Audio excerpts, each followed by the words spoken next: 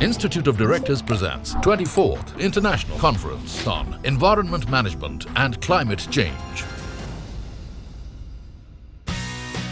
Amidst a rapidly changing business landscape, where concerns about ESG, sustainability, environment security and conservation are rising to the fore, the Institute of Directors held its 24th International Conference on Environment Management and Climate Change on the 22nd and 23rd of June at Hotel Lalit Ashok in Bengaluru.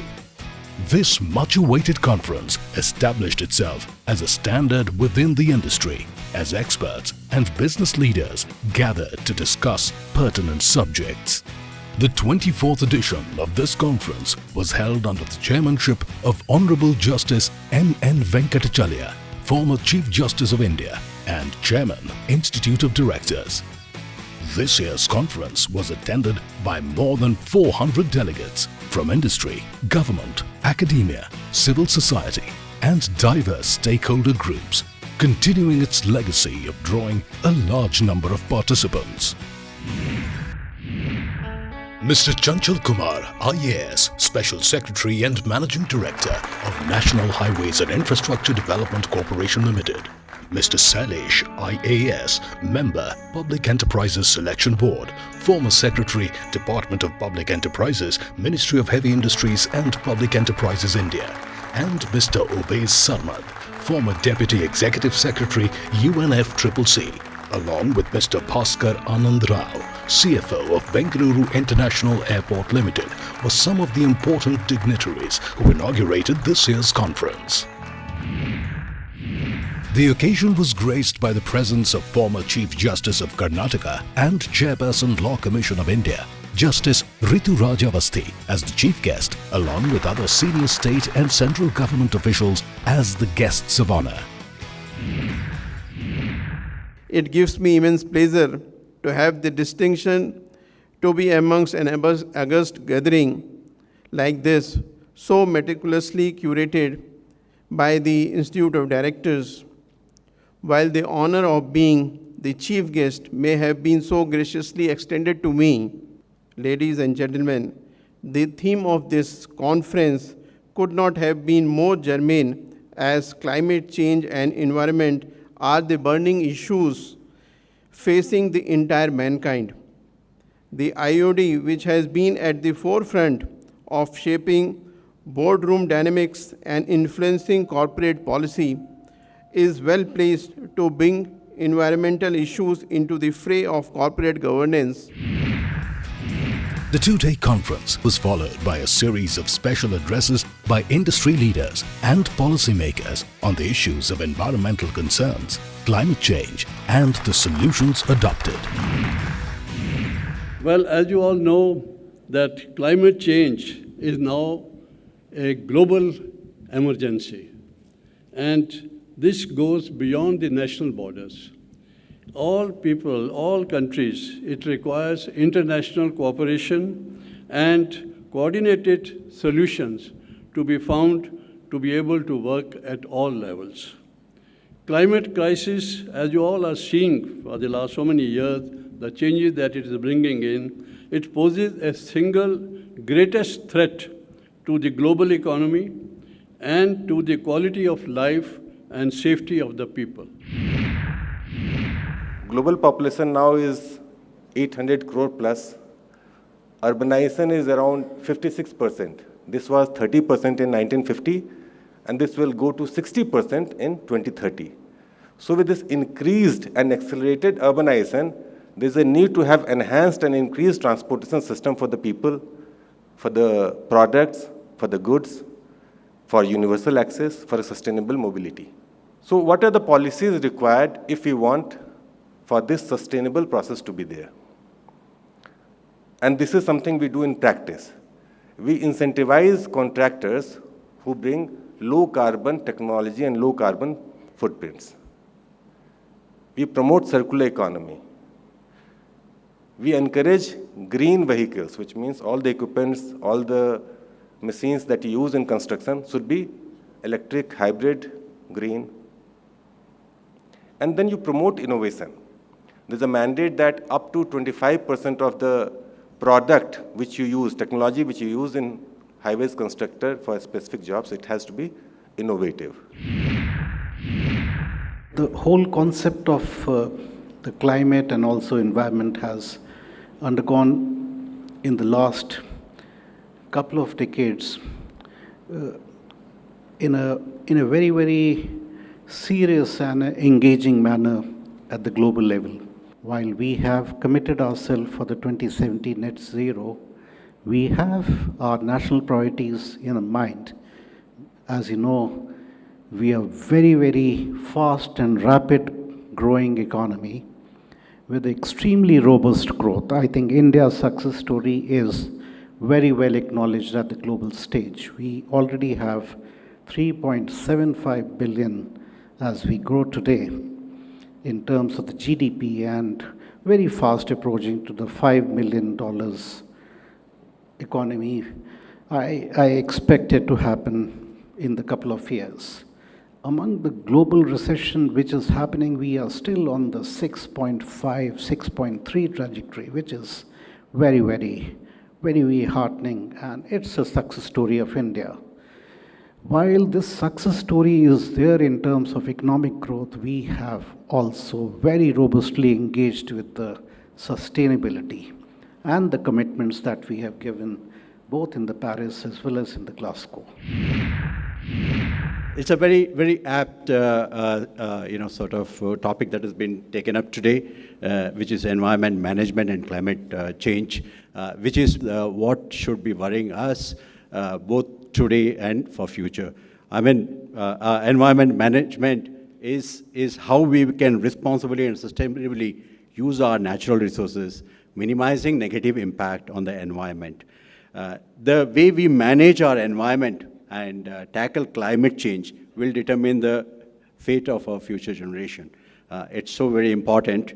We are also seeing the direct effect of climate change every year in our normal lives. It's no longer a future sci-fi event or a phenomena that will happen. It's happening, and we are seeing the severity of what a climate change, deteriorating climate change can do to us.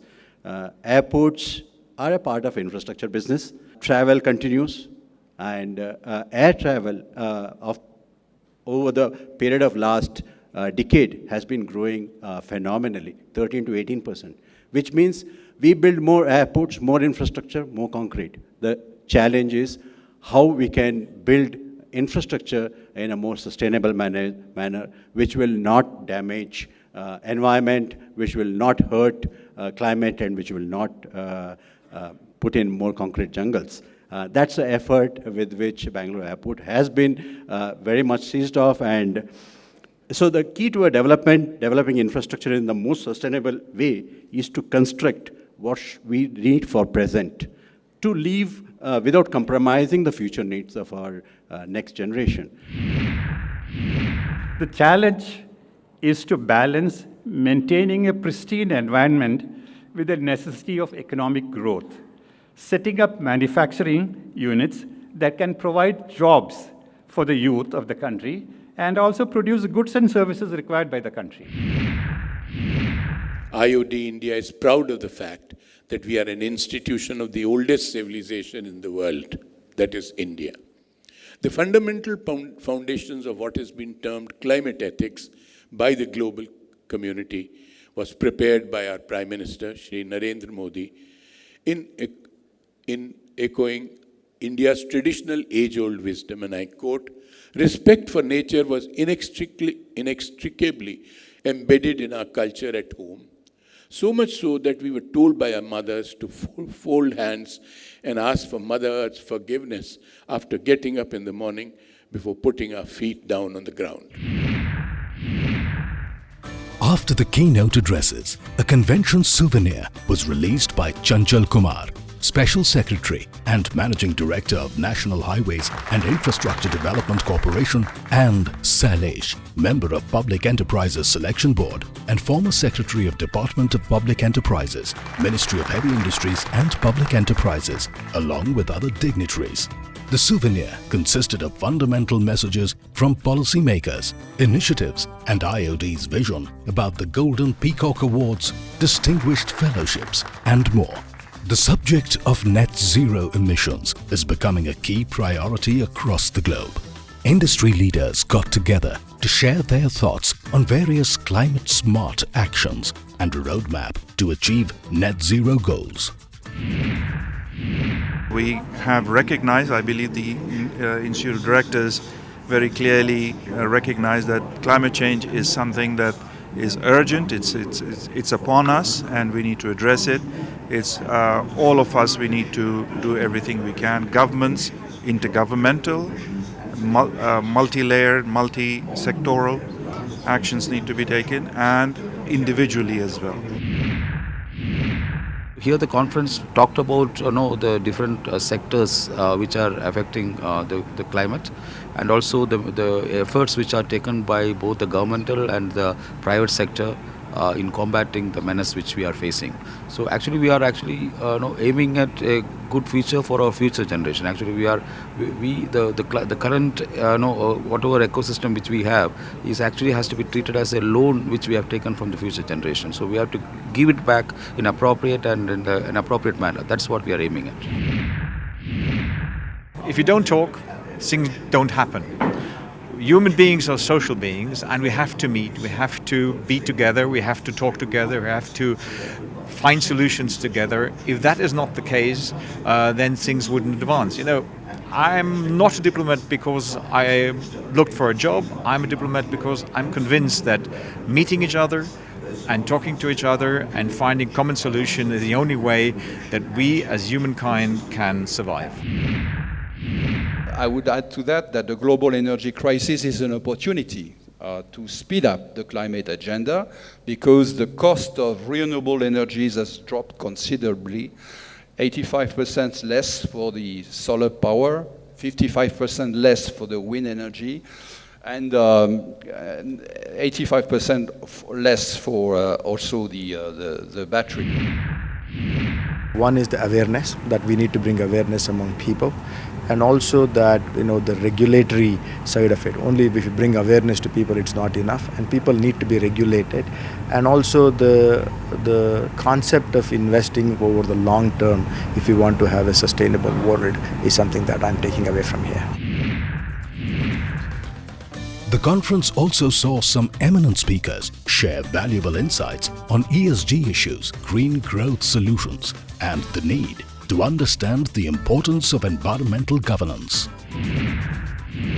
Big takeaways conference is that we are growing, country is developing, world is growing, so it has definitely have adverse impact on environment. All of us have to work together to minimize that adverse impact through various technologies, newer technologies, and so that both growth and environment, they can go together. We all know the challenges on the climate in the world as a whole, or as in India, we have been facing. First thing is on the air, the emissions of the gases which have been causing the global warming. And we know all the reasons. We had the sessions. I'll not go into that. We are present in UK with the 3 plants, and in Germany 1 plant. And in India, we have got 5 plants in Pune and 1 near the airport. And we are in these 3 sectors, the agri sector, where we produce all the hydraulic solutions for the tractors, and in the aerospace, and then in the metallurgy. Metallurgy is predominantly in Germany. That there is a positive correlation between the ESG implementation and the financial performance, stakeholder engagement, risk management, reputation enhancement, and innovation. And this is what we say, an acronym like IMPACT: improved financial performance, meaningful stakeholder engagement, proactive risk management, advancement of environmental goals, credible reputation enhancement, and technological innovation. All our efforts has to be focused on one metric, and that we call it emission. So far, this environment factor has been a subsection of ESG as a whole and lost a little bit of focus. S and G are important pillars of the ESG framework, that is for sure, but environment requires a little bit of different understanding and I think India's Panchamrit is a great policy, actually. What the government announced at Glasgow was really good in terms of talking about the projected reductions. Because what is good about it was not just to talk about 2070, but also talk about 2030, which is the decarbonization targets closer to date, actually. And some of the work that India has been doing in terms of areas like solar has been fantastic, actually. In fact, I think there's a global recognition that India is a major player in the area of renewables, actually. I spoke about the green growth and the sustainable development and carrying capacity things as a governmental organization. And I would think it has raised certain important questions, and it would make us think as to what do we do in order to become more sustainable. I'm happy about it. This is 21st century theme, so we need to think about environment, and it is in our very own ancient culture of India to take care of the environment and sustain in a way. We celebrate the trees and animals as much as than that if anybody else. So I feel it's a ancient concept of Indian culture have been reinvented as a Western culture. I've been involved, as in BHEL towards this renewable energy. And now having interaction with a lot of industry stalwarts, so we need to make this climate change and environmental sustainability in a more professional manner. So as it is not only to be executed, but also is to be sustainable in form. Experience of the customer should not change. The cost cannot go up, and yet it has to be mentally friendly. And the only way to do that is innovation or induction of fresh technology.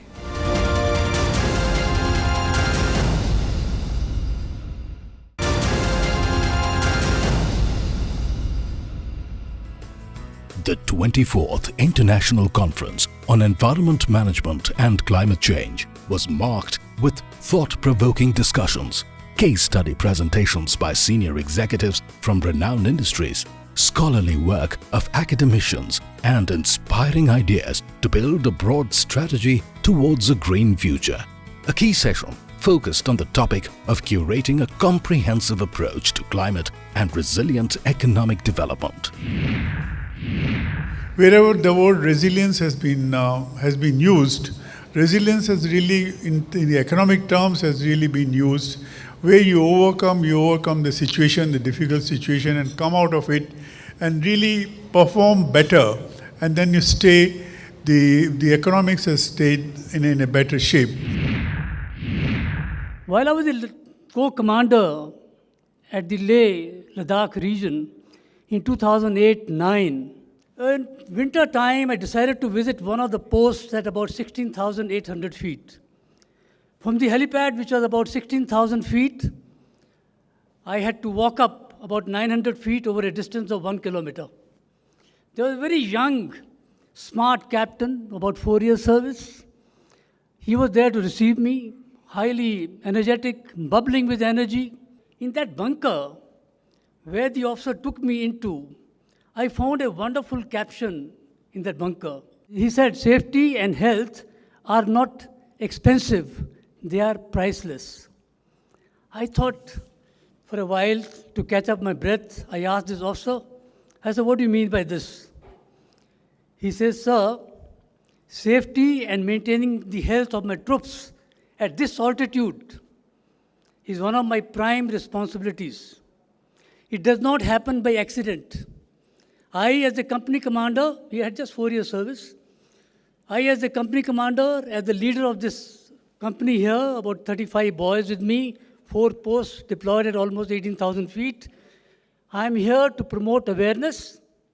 I am here to draw out an action plan for the safety, for the health at this altitude, and also ensure its implementation." So I think sharing best practices and looking at this is a global problem. And when industry and professionals and academics talk about different experiences, this whole environment and climate issue will be solved by collaboration and innovation. So this is one of the ways how all stakeholders can come together and collaborate, at least in terms of sharing the ideas and then going their way and doing their bit.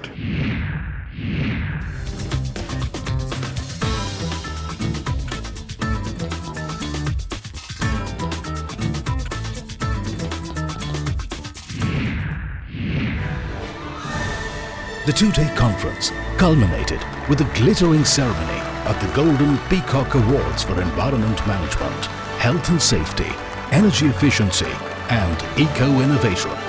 The winners were bestowed with the patronage known as Badge of Excellence globally.